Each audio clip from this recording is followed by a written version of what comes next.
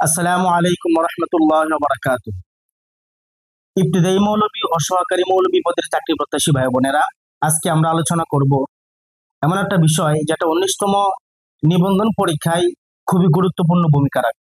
আমরা অবশ্যই জানি 19তম এনটিআরসি পরীক্ষা আমাদের এমসিকিউর আকারে পরীক্ষা দিতে হবে। তো এমসিকিউর ভিত্তিতে আমাদেরকে একটা প্রশ্ন করতে পারে যে কয়েকটা শব্দ দেওয়া থাকবে, সেই সমস্ত শব্দ থেকে আপনাকে চিহ্নিত করতে হবে কোনটা সহি, কোনটা মুআতাল, কোনটা মাহমুজ, কোনটা মুযাফ। তো এইগুলা চিহ্নিত করার জন্য পূর্ব শর্ত হইল আমাদের সংজ্ঞা সহ সহি, মুআতাল, মুযাফ এবং মাহমুজ আমাদেরকে চিনতে হবে বা বুঝতে হবে। তো আসুন আজকে আমরা আলোচনা করব সহি, মুআতাল, মুযাফ এবং মাহমুজের পরিচয় নিয়ে। তো আমি লিখে দিয়েছি এখানে, আরবি ব্যাকরণে সমস্ত ইসিম ও ফেলকে 4 ভাগে ভাগ করা হয়েছে। আরবি ব্যাকরণে যত ইসিম আছে এবং যত ফেল আছে, ওই সমস্ত ইসিম এবং ফেলকে 4 ভাগে ভাগ করা হয়েছে। তো 1 নাম্বার কি? সহি।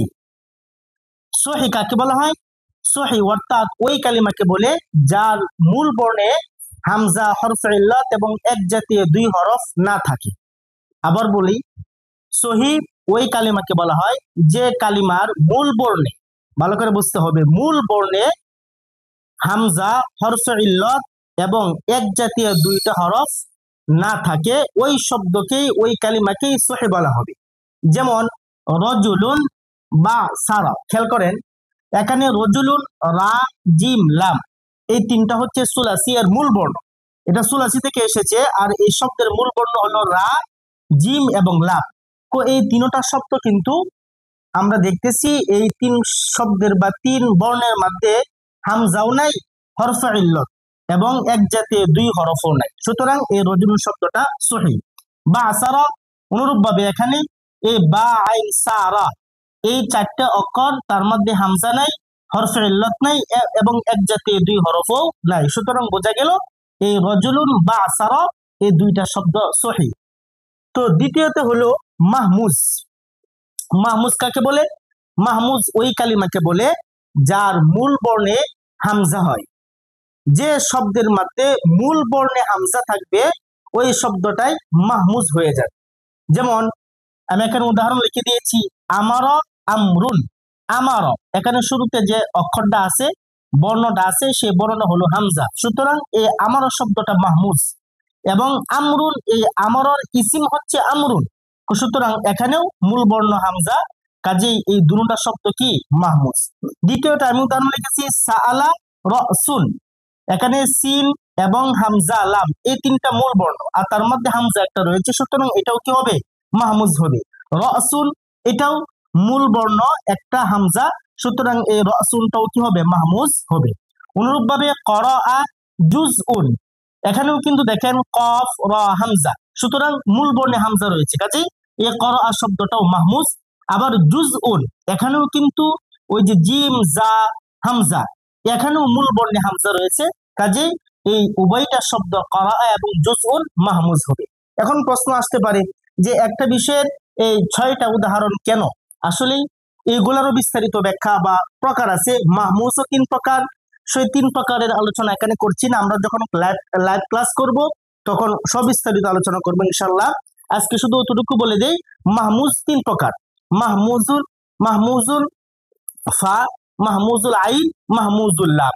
এগুলোরও বিস্তারিত সংজ্ঞা আছে। আমরা শর্ট করে এভাবে বলতে পারি, যদি ফা কালিমায় হামজা থাকে সেটা হবে মাহমুজুল ফা, যদি আইন কালিমায় হামজা থাকে সেটা হবে মাহমুজুল আইন, যদি লাম কালিমায় হামজা থাকে সেটা হবে মাহমুজুল লাম। সুতরাং দেখেন এখানে আমারা ফা কালিমা, ফা কালিমায় হামজা, সুতরাং এটা হবে মাহমুজুল ফা। এখানে সাআলা রাসুন, আইন কালিমায় হামজা, সুতরাং এটা হবে মাহমুজুল আইন। এখানে করাআ জুজউন, এখানে কিন্তু লাম কালিমায় হামজা, সুতরাং এই শেষের 2টা উদাহরণ হবে মাহমুজুল্লাহ। এরপরে আসি আমরা মুআতাল।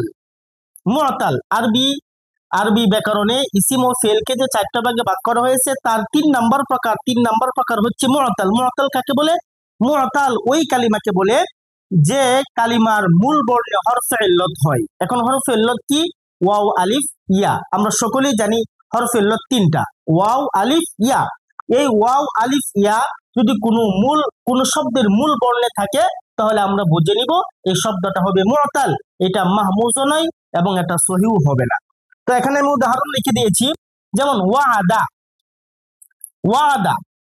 এখানে দেখেন ওয়াও আইন দাল, ওয়াও আইন দাল, এই তিনটা হচ্ছে মূল বর্ণ। কাজেই আমরা শুরুতে যে ওয়াওটা আছে, ওয়াওটা কিন্তু হরফে ইল্লত, সুতরাং আমরা বুঝে নিলাম ওয়াদা এটা হবে কি মুতাল। আবার দেখেন কলা, কলা এটা তালিল হওয়ার আগে কি ছিল, কওয়ালা ছিল। তালিল হওয়ার পরে কি হয়েছে, কলা হয়েছে। এগুলো আমরা লাইভ ক্লাস ইনশাল্লাহ আলোচনা করব, কিভাবে তালিল করতে হয় আমরা সব বিস্তারিত ইনশাল্লাহ আপনাদের সবাইকে জানাবো। তো আজকে এখানে আমি যে জিনিসটা বললাম, কলা মূলত ছিল কওয়ালা, তো আসলেই কফ ওয়াও লাম এই তিনটা হচ্ছে মূল বর্ণ, সুতরাং ওয়াও যেহেতু আছে এটাও কি হবে মুতাল হবে।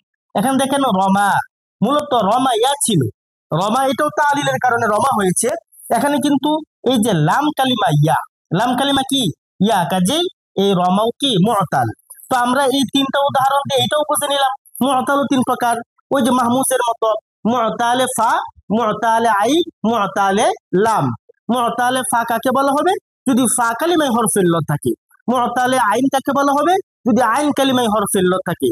মুতালে লাম কাকে বলা হবে, যদি লাম কালিমায় হরফে ইল্লত থাকে। আশা করি জিনিসটা বুঝছেন। এরপরে আসেন ইসিম ও ফেলকে চার ভাগে ভাগ করার চতুর্থ নম্বর যে প্রকার, সেটা হচ্ছে মুযআফ। মুযআফ কাকে বলা হয়, মুযআফ ওই কালিমাকে বলা হয় যে কালিমার মূল বর্ণে এক জাতীয় দুই হরফ থাকে।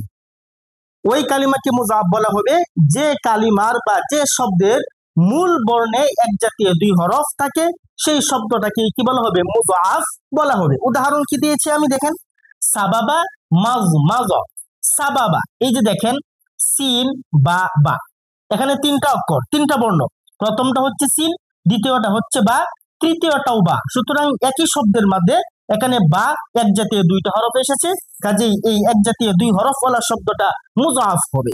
এখন দেখেন মাযমায, এখানে দেখেন মিম বদ, মিম বদ, এখানে মিম একটা অক্ষর, বদ একটা অক্ষর, মিম একটা অক্ষর, বদ একটা অক্ষর, সুতরাং দুইটা মিম এবং দুইটা বদ এখানে পাওয়া গেছে, কাজেই এই শব্দটাও কি হবে, মুযআফ হবে।